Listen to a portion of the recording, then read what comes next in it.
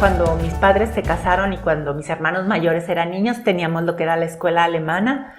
Y era una comunidad que estaba creciendo.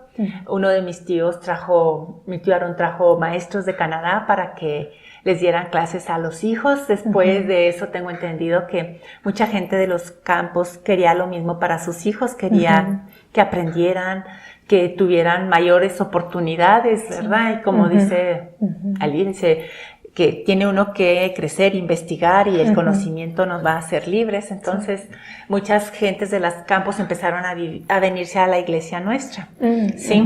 Que estaba en Cuauhtémoc y teníamos la escuela, pero como era tanta la gente que empezaba a venirse a la iglesia, muchos no sé si fueron los jefes de colonia o los pastores que le dijeron a mi tío, ¿no? Que no podía permitir que la gente de los campos viniera a nuestra iglesia.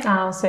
Entonces, mi tío dijo, pues lo siento mucho, pero se tienen que ustedes retirar de nuestra iglesia. Entonces también las maestros que habían venido del MCC se fueron. Entonces fue cuando se fueron a lo que era la Quinta Lupita, que fueron algunas familias que se fueron para allá.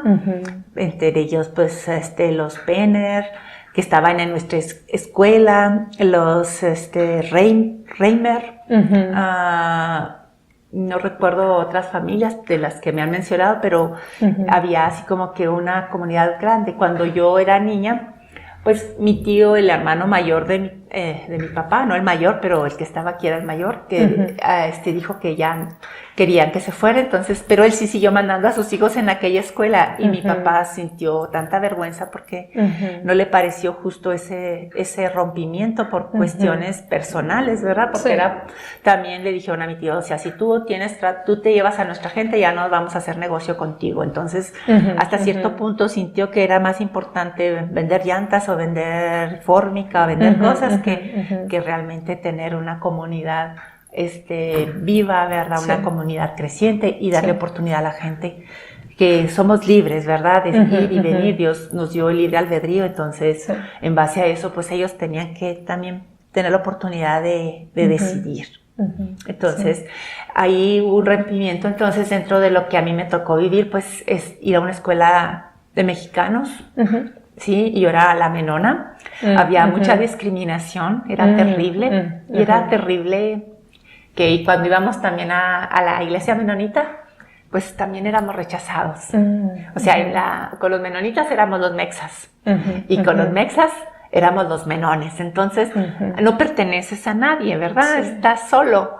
Y cuando hay familias grandes que tienen muchos tíos y primos y así, pues es fácil. Pero cuando eres nomás dos familias, pues tu universo se reduce mucho y es difícil la convivencia, ¿verdad? Entonces, pues te hace madurar y te hace crecer y te hace, cuando tú tienes una mamá que te sabe explicar y que te dice que eso no importa, que sí son menones y te dicen y te agreden es porque les da envidia, ¿verdad? Entonces ya tú te sientes mejor y además para Dios no hay acepción de personas, para Dios todo el que quiere ser su hijo es su hijo, entonces no importa quién seas, de qué color seas, o sea, no tomes en cuenta los agravios, porque no vale la pena. Eso decía mi mamá, entonces bueno, pues ya estábamos más felices.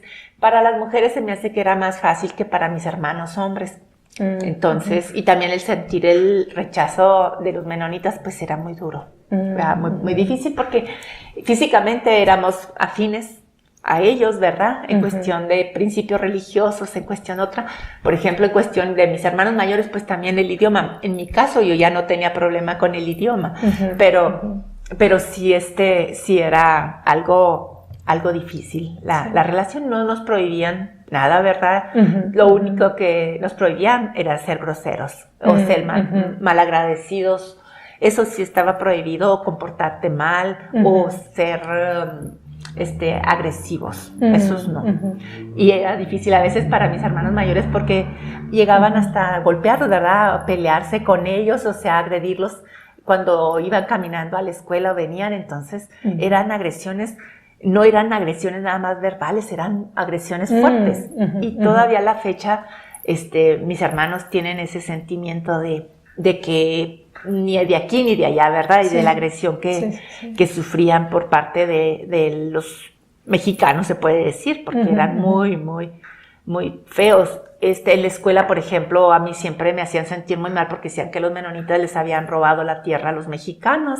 Y esa de que, pues, así casi me apuntaban, y tú no robaste la tierra, ¿verdad? O sea, en clases ya, en secundaria, en primaria, forma de dirigirse a uno. Yo casi en mi casa siempre era Katy. En la escuela era Katy. Pues que una maestra te diga Catalina, era así como que para mí, ups.